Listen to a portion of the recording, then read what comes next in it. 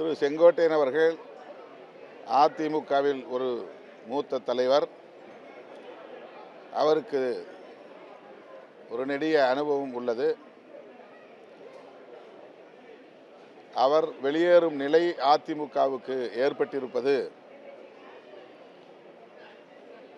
திரு எடப்பாடி பழனிசாமி அவர்களுக்கும் சரி, அதிமுகவுக்கும் சரி ஒரு பின்னடைவாகத்தான் இருக்கும்.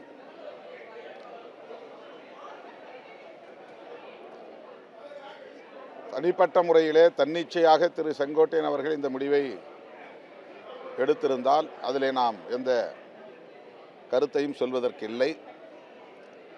ஆனால் இதன் பின்னணியில் பாஜக, ஆர்எஸ்எஸ் ஆகிய அமைப்புகளின் கைகளும் நீண்டிருக்குமா என்கிற கேள்வியும் எழுகிறது.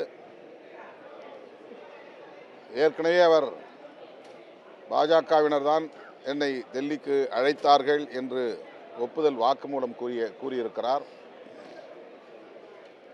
நான் தொடக்கத்திலிருந்து ஒரு கருத்தை பதிவு செய்து வருகிறேன்.